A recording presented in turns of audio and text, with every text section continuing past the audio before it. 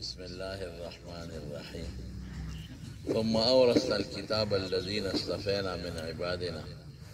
فمنهم ظالم لنفسه ومنهم مقتصد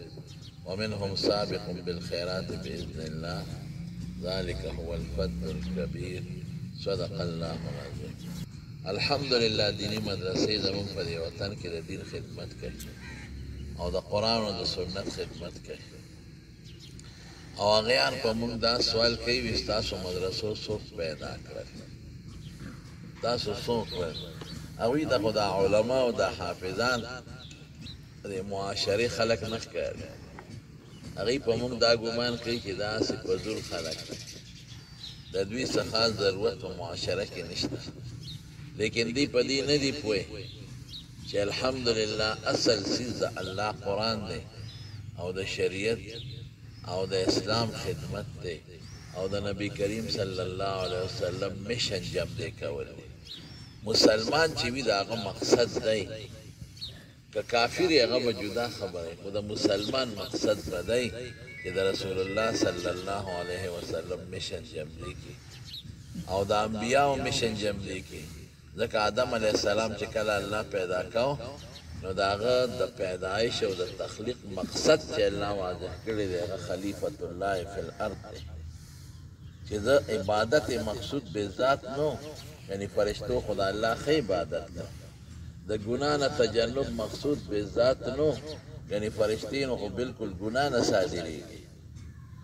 اصل مقصد خلافت دی او فرشتو اوه انا نسبح بحمدک ونقدس لک، لیکن سره د هغې رب العالمین وینا یو خلیفه پیدا کوم او د خلیفه کارسی خلیفه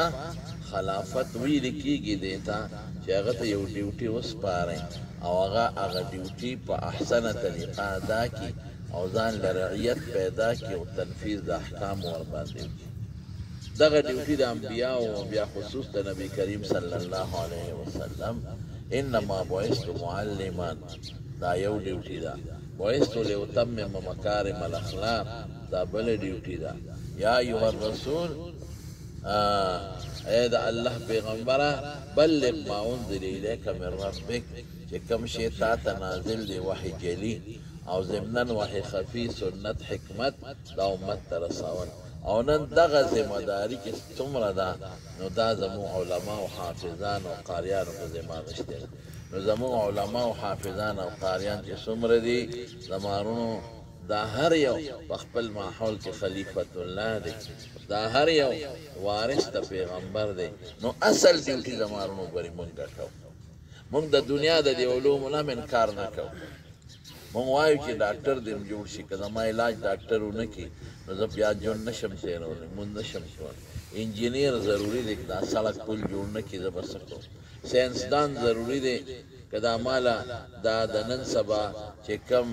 د ټکنالوژي میدان دی دا ماله مضبوط نه کړي نو زه به دنیا کې د منډې نه وروستو پاتې شم. الله فرمایي دا هم ډیوټي ده، واعدوا لهم ما استطعتم من قوة ومن رباط الخیل.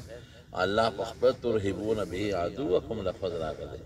نو د دې دپاره هم سټرګل او محنت او کوشش پکار دی. او اصل مقصد دا نه دی، دا صرف ثانوي مقصد دی. د دنیا ژوند سره چونکې د خلیفة الله تعلق دی نو د دنیا د ژوند د خشته کولو دپاره دغه امور دی. اصل مقصد رضا الهي او د آخرت کامیابي ده. هغه الحمدلله زمونږ د علماو نه خدای پاک اخلي، زمونږ د اهل علم و قاریان و حافظانو نه اصل مقصد الله پاک اخلي. نو زمونږ خلقو اصل مقصد پرېښی دی او چې کوم طبعي مقصد دی، غیر ضروري مبحث مقصد دی او تابع مقصد دی، نو هغې کې خلک لګیا دي. نو ځکه مونږ ته وایي دا مولیان طالبان خو د معاشرې فضول غوندې پرزې دي، د دوی څخه ضرورت په دنیا کې نشته. که د علما او د مولا او د طالب فضول پرزې شي او دا یې د دې معاشرې نه وویستل نو بیا به زموږ معاشره د یورپ معاشره به شي. بیا به ډاکټر وي خو انسان بني، بیا به حیواني، انجینیر به خو انسان بني بیا به حیواني، او بیا به هغه معاشره چې کومه معاشره نن په یورپ کې د یورپ ته تنګ دی. ګورئ نن د هغې معاشرې نه په موږ پرې خلک مسلط کوي چغې وایي میرا جسم میری مرضي خو د دې نارې د لاسه چې په یورپ کې کوم فساد راغلی دی او کوم موریانیت او بربنډتوب راغلی دی او د هغې معاشرې تباه کړې ده کوکله کړې ده او هغه معاشرې برباده کړې ده نن یورپ په هغه معاشره کې سپېموله راغلی دی نن سړي په ځمکه پراته دي ښځې پر باندې اوچتې دي سړي غریبانان غږ نشي کولی هرې جینۍ ځان له یو بوای فرینډ کتلی دی ورسره ګرځي د سړي په مخ کې د هغه ښځه هلک سره ځي او دا مې بوای فرینډ دی د ورور په مخ کې خور او د پلار په مخ کې لور او د زوی په مخ کې مور ګنټي به بل به ووالي شي ګنټي به بجو شي او دی به ورشي څوک دی پلارکۍ ته اواز کړه ته څوک یې زه د هغه بوای فرینډ یم ابه ځي ورسره انکار نشي کولی چې د ما ښځې سره ستا څه کار دی دا ازادي د هر چا ته خپله که ته ښځې له څپېړه ورکړه چې دې هلک سره ولې دی یا لور له څوک څپېړه ورکړي دې سړي سره ولې دی نو هو ابه در باندې ریپورټ کوي که ته جج ته ووایې چې دا زما مخکې د هلک سره شپې له بار تله جج به وایي ته هم ځان له څوک پیدا کړه دا خو معاشره ده او په دې معاشره کې ازادي ده نو د هغې کلچر نه نن خلک سپېموله راغلی نن په ټول یورپ کې څومره یورپ دی ټول ولټوه په غون یورپ کې به تا ته پاکه ښځه د واده په وخت کې میلو نه شي